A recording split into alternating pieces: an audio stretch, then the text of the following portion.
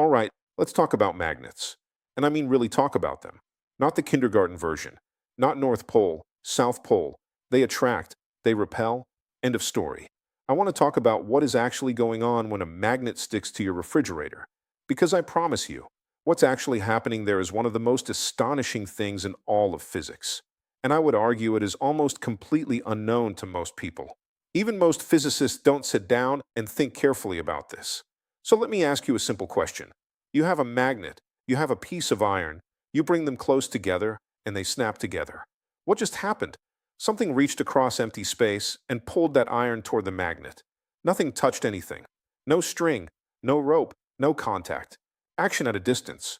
And we all just accept this as if it's completely normal. It is not normal. It is deeply, deeply strange. Now let's start peeling this onion. And we are going to peel it all the way down to the core, which I will tell you right now, the core is light. Frozen, locked up, not going anywhere light. But let's not jump ahead. The first layer of this onion is Maxwell. James Clerk Maxwell, in 1865, sat down and wrote for equations. For equations that describe everything, everything, about electric and magnetic fields. And one of the spectacular things Maxwell discovered is that these two things, electricity and magnetism, which everyone had treated as completely separate phenomena, are actually one thing, one unified thing. He called it the electromagnetic field. And the unification is not just aesthetically pleasing. It is forced on you by mathematics and by the structure of the universe itself. Maxwell's equations predicted that these fields can form waves, waves that travel through space at a fixed speed. And he computed that speed, and it came out to exactly the speed of light. At that point, Maxwell knew. He had to know. He wrote that it is impossible to resist the conclusion that light itself is an electromagnetic wave. And he was right. Light is not some separate thing floating around on its own. Light is a ripple in the electromagnetic field, a shaking of the field that propagates through space at 300 million meters per second. Now, that's already remarkable. But now things get even more interesting. Because we're in the 20th century now, and quantum mechanics has arrived, and it has something very important to say about fields. It says fields cannot be continuous in an arbitrary way.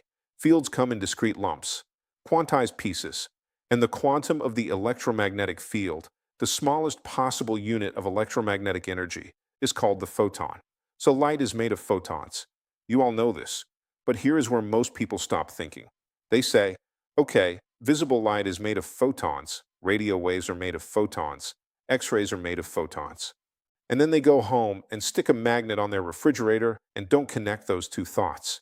But you should connect them, because the electromagnetic field is the electromagnetic field. There is one field, and if photons are the quantum of that field, the basic unit of that field, then everything the electromagnetic field does is, at bottom, photons. And that includes magnetic forces.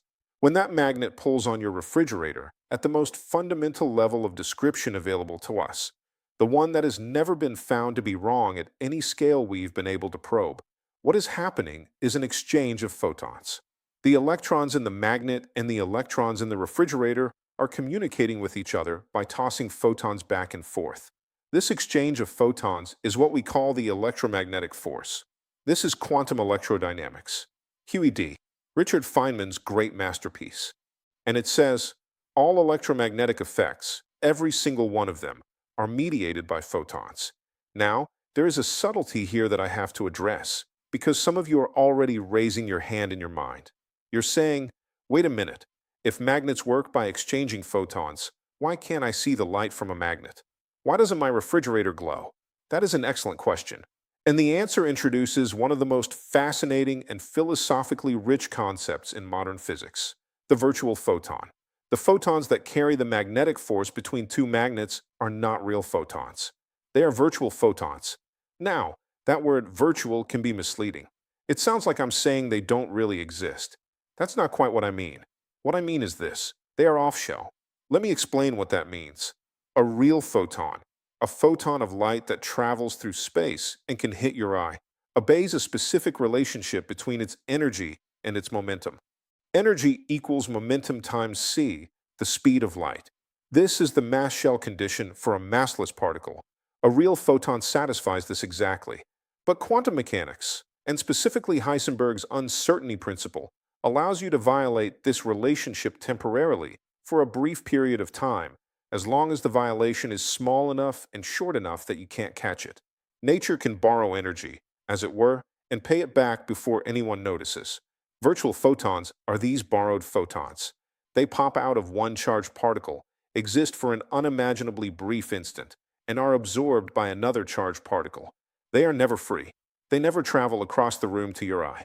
They are intermediaries, force carriers, and because they never escape into the outside world, they don't show up as visible light. They are, in a very precise sense, locked in, frozen between the particles they're connecting. Now, a charged object, an electron, say, is surrounded by an enormous cloud of these virtual photons, constantly being emitted and reabsorbed. The electron carries around this whole entourage of virtual photons with it everywhere it goes. And when two charged objects come close enough to each other, these virtual photon clouds overlap and interact. And that interaction is what we experience as the electromagnetic force.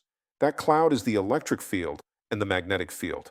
They are not separate things on top of the photon picture. They are the photon picture. So when I say magnets are made of frozen light, I'm using a poetic description of something technically precise. The magnetic force is carried by photons, virtual ones, photons that are not propagating freely, but are instead locked in the service of the electromagnetic force. If you somehow liberate one of those photons, if a charged particle accelerates and shakes its field, a real photon pops off and flies away. That's radiation. That's light. Electromagnetic waves and electromagnetic forces are two aspects of the same underlying photon field. But now we need to go deeper, because I've explained why the force between charges involves photons. But I haven't explained yet why a bar magnet is magnetic in the first place. Why doesn't every piece of iron just sit there being neutral? What makes some materials magnetic? For this, we need to talk about the electron. Not the electron as a little ball of charge rolling around a nucleus. I want you to forget that picture. The electron is a quantum mechanical object, and it has a property that has no classical analog whatsoever. It has spin. Now, spin is one of the most misunderstood concepts in all of physics. When people hear spin, they immediately picture a little top spinning around. A gyroscope, a basketball rotating. Don't do that. Electron spin is not that. An electron is not a tiny rotating ball of charge. We know this for many reasons. One of them being that if you try to make the math work out that way, the surface of the electron would have to be rotating faster than the speed of light, which is impossible. So whatever spin is, it is not classical rotation. What spin is a fundamental, irreducible quantum property of the electron. It has angular momentum. It has a magnetic moment. But these come from the deep structure of quantum mechanics and special relativity combined. In fact, one of the great triumphs of Paul Dirac's work in the 1920s is that he wrote down an equation for the electron that was consistent with both quantum mechanics and special relativity, and out popped spin. Automatically. Nobody put it in. The Dirac equation requires that the electron has spin 1/2, and it requires that the electron has a magnetic moment of exactly 1 Bohr magneton, which matches experiment beautifully, with tiny corrections from quantum electrodynamics that we can also compute. So the electron is a tiny magnet. Every electron is a tiny magnet. Now you might think, fine, then every material should be magnetic because every material has electrons. But that's not what we observe. Most materials are not magnetic. Why? Because in most materials, the electrons pair up with their spins pointing in opposite directions. One spin up, one spin down, and the magnetic moments cancel. You get zero net magnetism. The Pauli exclusion principle, which says no two electrons can be in the same quantum state, actually enforces this pairing in many circumstances. So most materials cancel themselves out magnetically.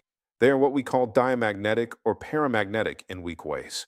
But in some materials, iron, nickel, cobalt, the classic ferromagnets, something different happens. In these materials, the electrons spin spontaneously align in the same direction. Huge numbers of them. Billions upon billions of electrons, all with their north poles pointing the same way. And the cumulative effect of all those tiny electron magnets adds up to something you can feel with your hand. Something that will stick to your refrigerator. Something that will deflect a compass needle. But why do the spins align? This is the real question. And the answer is one of the most beautiful and counterintuitive things in all of condensed matter physics. The spins align not because the electrons' magnetic moments attract each other. That effect is way too weak. The direct magnetic interaction between neighboring electrons at atomic distances corresponds to a temperature of less than 1 Kelvin. But iron is ferromagnetic up to 1043 Kelvin, which is its Curie temperature. The force responsible for ferromagnetism is thousands of times stronger than direct magnetic dipole interaction. The real reason spins align is called the exchange interaction, and it has almost nothing to do with magnetism directly. It is actually a consequence of the Pauli exclusion principle and the Coulomb electric repulsion between electrons. Here's the logic. Two electrons with the same spin cannot be in the same place at the same time. The Pauli principle forbids it. This means electrons with parallel spins naturally avoid each other. They stay further apart, and electrons that stay further apart repel each other less strongly via the Coulomb interaction. So the state where spins are parallel is, in many circumstances, lower in energy. It costs less energy to be a ferromagnet. So nature settles into that state. The spins freeze into alignment. Let me say that again because it's worth sitting with. The reason your refrigerator magnet sticks to your refrigerator is ultimately the Pauli exclusion principle. Quantum statistics. The fact that fermions, particles with half-integer spin like electrons, cannot share a quantum state. That fundamental rule about the indistinguishability and antisymmetry of the electron wave function is ultimately what aligns the spins in iron. It is quantum mechanics at the deepest level, showing up as a macroscopic force you can hold in your hand. Now, let me bring this all together because I want to make sure you see the full picture. Magnetism, the phenomenon, turns out to be not one thing, but a tightly interwoven collection of several very deep physical facts. At the level of forces between charges, magnetism is what special relativity does to electricity. At the level of force carriers, magnetism is carried by virtual photons, the same particles that make up light. At the level of why certain materials are magnetic in the first place, magnetism is the macroscopic consequence of quantum spin and the Pauli exclusion principle and quantum exchange interactions. And underneath all of it, threading through every level of the story, is the electromagnetic field, the photon field, the quantum of which is the photon, light. Now let me spend a moment on the special relativity connection because I think it deserves its own discussion and it is absolutely beautiful. This is due to work that was crystallized especially clearly by Edward Purcell in the 1960s. Here's the idea. Consider a wire carrying an electric current. Electrons are flowing through the wire. Now put a positive charge next to the wire, moving parallel to it with the same velocity as the electrons. In the lab frame, the wire is electrically neutral. The positive charges of the atomic nuclei exactly cancel the negative charges of the electrons. So there should be no electric force on the moving charge, but there is a magnetic force. We all know that a moving charge near a current-carrying wire feels a magnetic force. That's how motors work. Now switch to the reference frame of the moving charge. In this frame, the moving charge is at rest. So it cannot feel any magnetic force. Magnetic forces only act on moving charges. But here is where it gets remarkable. In this new frame, the wire is no longer electrically neutral. The electrons, which were moving in the lab frame, are now at rest. The atomic nuclei, which were at rest in the lab frame, are now moving in the opposite direction. And moving charges are length contracted. That's a consequence of special relativity. The nuclei, now moving, are contracted and squeezed together, so their charge density goes up.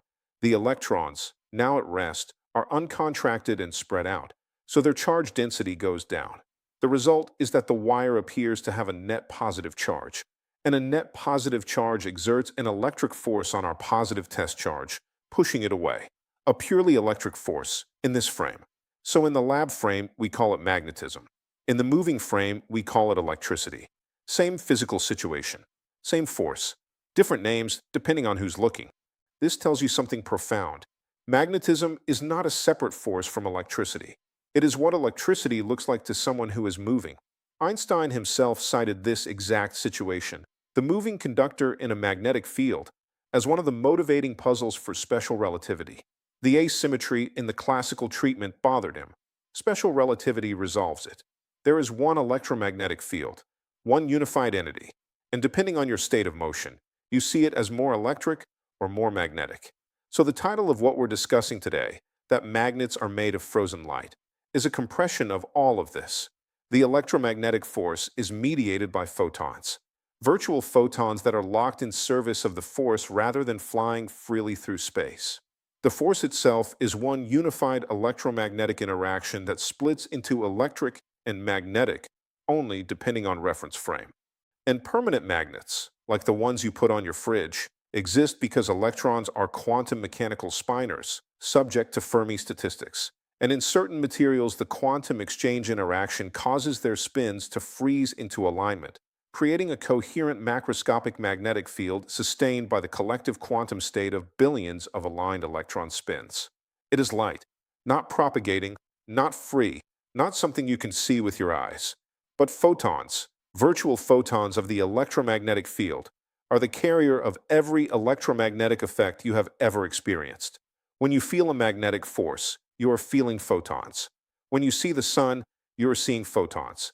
The same kind of object, the same underlying quantum field, different modes of the same entity. Let me close with this thought. We live in a universe where light is not just one phenomenon among many. Light, the photon, is the mediator of the dominant force in chemistry, in biology, in technology. Every chemical bond is held together by photon exchange. Every time a nerve fires in your brain, it is ion channels opening because of electromagnetic forces, which are photon exchanges. Every time you see something, your eyes are catching real photons. Every time you touch something, the solid feeling of contact is actually the electromagnetic repulsion between electrons in your hand and electrons in the table, mediated by virtual photons. The universe is saturated with light in all its forms, real and virtual, free and frozen, flying and locked, visible and invisible. A magnet is just one beautiful example of this. A piece of matter that has organized itself quantum mechanically in such a way that its photon field, its electromagnetic field, extends strongly out into space and grabs other pieces of matter and refuses to let go. That is what magnetism is. That is what the magnet on your refrigerator is doing. It is a lump of quantum organized matter whose frozen light reaches out across the kitchen and grabs. And I think that is considerably more interesting than North Pole and South Pole.